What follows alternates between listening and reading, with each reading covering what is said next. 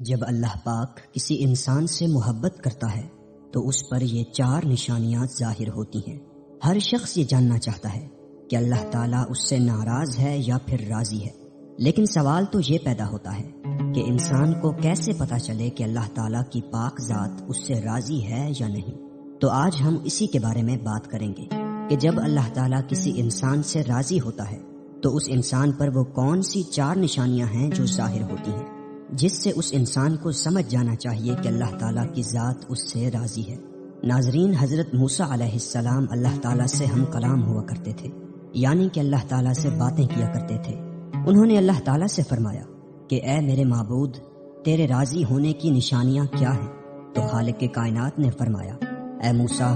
جس بندے سے میں خوش ہوتا ہوں تو میرے راضی ہونے کی سب سے پہلی علامت یہ ہے کہ میں اس کے گھر بیٹی جیسی رحمت کو بھیج دیتا ہوں۔ جس بندے کے گھر بیٹی پیدا ہو جائے تو سمجھ لینا کہ اس بندے سے میں راضی ہوں۔ ناظرین، جو بندہ دین اسلام کی شریعت کے مطابق اپنی بیٹی کی تربیت کرتا ہے، اپنی بیٹی کو جوان کرتا ہے، یعنی اپنی بیٹی کو دین اسلام کا علم سکھاتا ہے، اور جوان ہو جانے کے بعد اس بیٹی کا نکاح کر کے اس کو رخصت کر دیتا ہے، تو ایسے بندے کے متعلق اللہ تعالیٰ نے فرمایا ہے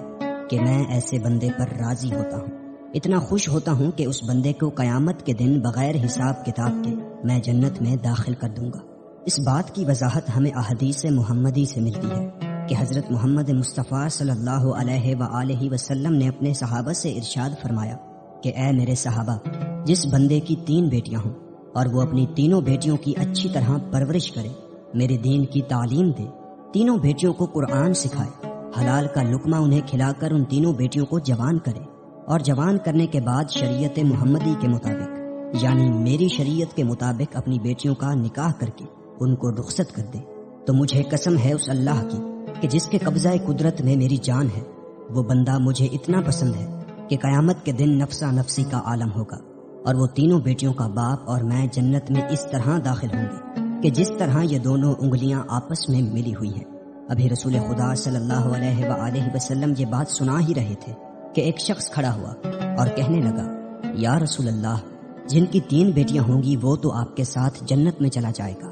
لیکن یا رسول اللہ، جن کی 2 بیٹیاں ہوں گی تو وہ کہاں جائیں گے؟ تو ہمارے پیارے آقا صلی اللہ علیہ وآلہ وسلم نے فرمایا، اے میرے صحابی، 2 بیٹیوں والا باپ بھی قیامت کے دن جنت میں میرے ساتھ ہی داخل ہوگا، جیسے یہ ایک انگلی دوسری انگلی کے ساتھ جڑی ہوئی ہے۔ پھر ایک دوسرا شخص کھڑا ہوا اور وہ کہنے لگا، یا رسول اللہ، 3 بیٹیوں والا تو جنت میں چلا جائے گا، اور 2 بیٹیوں والا بھی آپ کے ساتھ جنت میں چلا جائے گا، لیکن یا رسول اللہ، میری تو صرف ایک ہی بیٹی ہے، تو کیا میں آپ کے ساتھ جنت میں نہیں جا پاؤں گا؟ یا رسول اللہ، اس نعمت سے میں تو محروم رہ گیا۔ تو سرور کائنات نے فرمایا، اگرچہ جس شخص کی ایک بیٹی بھی کیوں نہ ہو، لیکن اگر وہ اپنی بیٹی کو حلال کا لقمہ کھلائے، اپنی بیٹی کو جوان کرے اور دین کی تعلیم دے، اس کا نکاح کر کے اس کی رخصتی کرے، تو ایک بیٹی والا بھی قیامت کے دن جنت میں میرے ساتھ ویسے ہی ہوگا جیسے یہ دونوں انگلیاں ایک دوسرے کے ساتھ جڑی ہوئی ہیں۔ پھر تیسرا شخص کھڑا ہوا اور رونے لگا، اس کی آنکھوں میں آنسو آ رہے تھے،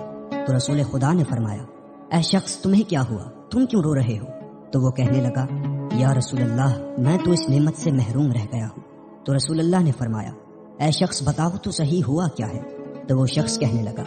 یا رسول اللہ، میری تو ایک بھی بیٹی نہیں ہے، تو پھر میں کہاں جاؤں گا؟ میں تو آپ کے ساتھ جنت میں نہیں جا پاؤں گا۔ تو سرور کونین نے فرمایا، اے شخص، کیا تمہاری بہن ہے؟ اس شخص نے کہا، جی ہاں یا رسول اللہ، میری ایک بہن ہے۔ تو رسول اللہ نے فرمایا، اپنی بہن کے منہ میں حلال کا لقمہ ڈالو،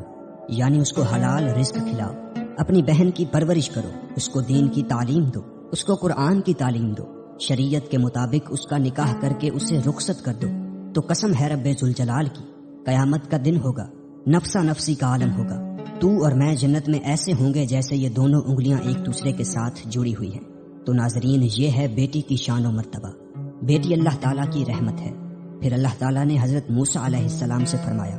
کہ اے موسیٰ، میرے خوش ہونے کی دوسری نشانی یہ ہے کہ میں جس قوم سے راضی ہوتا ہوں تو دولت بخیلوں کے ہاتھوں سے نکال کر سخی لوگوں کے ہاتھوں میں دے دیتا ہوں، اور جب سخی لوگوں کے ہاتھ میں پیسہ آ جاتا ہے تو پھر اس قوم میں خوشحالی، امن و سکون اور چین آ جاتا ہے، قوم کا ہر بندہ خوش نظر آتا ہے۔ اگر حکومت کرنے والے لوگوں میں سخی لوگ ہوں گے اور نیک لوگ ہوں گے تو سمجھ لینا کہ میں اس قوم پر راضی ہوں۔ اللہ تعالیٰ نے حضرت موسیٰ علیہ السلام کو اپنے خوش ہونے کی، اپنے راضی ہونے کی تیسری نشانی یہ بتائی ہے کہ جس شخص کے ماں باپ اس سے راضی ہیں تو سمجھ جانا میں بھی اس سے راضی ہوں، اور جس شخص سے اس کے ماں باپ راضی نہیں ہیں تو اللہ تعالیٰ بھی اس شخص سے راضی نہیں ہے۔ اور اس بات پر آپ خود غور کر کے دیکھیے، اپنے آس پاس نظر دوڑائیے، آپ کے محلے میں یا آپ کی بستی میں کوئی نہ کوئی ایک گھر ایسا ضرور ہوگا کہ جس گھر میں اس شخص سے اس کے ماں باپ راضی ہوتے ہیں، خوش ہوتے ہیں، تو ایسا شخص ہمیشہ اپنی زندگی میں کامیابی ہی کامیابی حاصل کرتا ہے۔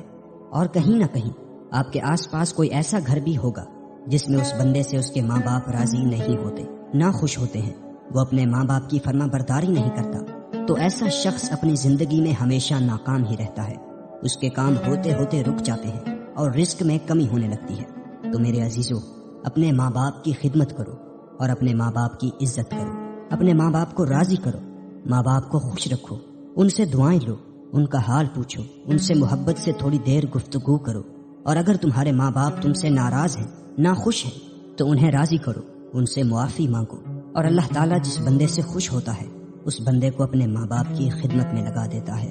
آپ نے یہ سنا ہی ہوگا کہ ماں باپ راضی تو خدا راضی، تو اپنے ماں باپ کی عزت کرو، ان کی فرما برداری کرو، نیک بنو۔ اللہ تعالیٰ نے حضرت موسیٰ علیہ السلام سے اپنے راضی ہونے کی اور اپنے خوش ہونے کی چوتھی نشانی یہ بتائی کہ جس بندے سے میں خوش ہوتا ہوں، جس بندے سے میں راضی ہوتا ہوں، جب سردیوں کا موسم آتا ہے، جب بہار ٹھنڈی ہوتی ہے، اور ایسے موسم میں ہر بندہ نرم گرم بستروں میں سویا ہوا ہوتا ہے اور سکون کی سانسیں لے رہا ہوتا ہے، اور جب رات کا دوسرا پہر آتا ہے تو سردی کی رات کے دوسرے پہر سردی زیادہ بڑھ جاتی ہے، تو اللہ تعالیٰ فرماتا ہے کہ جب رات کا دوسرا پہر آ جاتا ہے تو میرا جو بندہ اس سردی میں اٹھتا ہے اور وہ ٹھنڈے پانی سے وضو کرتا ہے اور وہ میری عبادت میں اپنے سر کو میرے سامنے جھکاتا ہے، میری محبت میں اپنے سر کو جھکاتا ہے، ایسے شخص سے بھی میں محبت کرتا ہوں اور میں ایسے شخص سے ہمیشہ راضی رہتا ہوں۔ تو ناظرین، کچھ لوگ یہ سمجھتے ہیں کہ اللہ تعالیٰ نے جن لوگوں کو دولت سے نوازا ہے، جن لوگوں کو عزت سے نوازا ہے،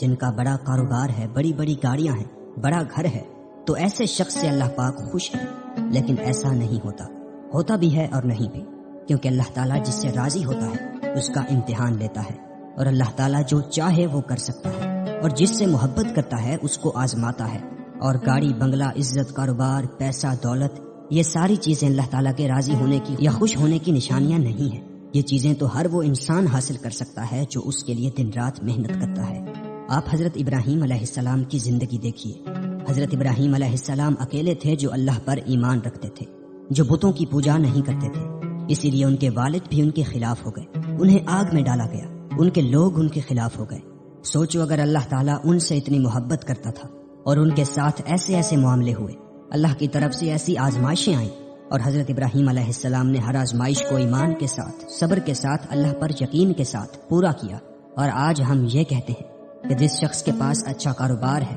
دولت ہے، بڑی گاڑیاں ہیں، بڑے بنگلے ہیں، بڑی زمینیں ہیں، جائیدادیں ہیں، اللہ تعالیٰ صرف اس سے محبت کرتا ہے، ایسا نہیں ہے۔ بلکہ اگر آپ صحیح سلامت ہیں، آپ کا جسم صحیح سلامت ہے، آپ کا گھر صحیح سلامت ہے، آپ کے گھر میں رہنے والے صحیح سلامت ہیں، آپ کے ماں باپ صحیح سلامت ہیں، آپ کو اولاد جیسی نعمت سے نوازا ہے اللہ تعالیٰ نے، آپ تھوڑا ہی کماتے ہو لیکن حلال کماتے ہو، تو بھی اللہ تعالیٰ آپ سے راضی ہوتا ہے، خوش ہوتا ہے۔ یہ بھی اللہ تعالیٰ کی نعمتیں ہی ہیں جو اللہ تعالیٰ نے آپ سے راضی ہو کر آپ کو دی ہیں۔ ضروری نہیں کہ اللہ تعالیٰ جس شخص سے راضی ہو اسے دولت دے، اسے گاڑی دے، بنگلہ دے، دنیا کی عیش و آرام دے۔ اللہ تعالیٰ ہر شخص کو ہر طرح سے آزماتا ہے۔ اللہ تعالیٰ نے اپنے نبیوں کو آزمایا تو ہم تو اس کے بندے ہیں۔ حضرت ایوب علیہ السلام کو اللہ تعالیٰ نے بہت ساری دولت دی تھی، لیکن آخر میں اللہ تعالیٰ نے ان سے وہ دولت واپس لے کر ان کا امتحان دیا۔ حضرت یوسف علیہ السلام کو غلام بنا کر زندان میں ڈالا گیا،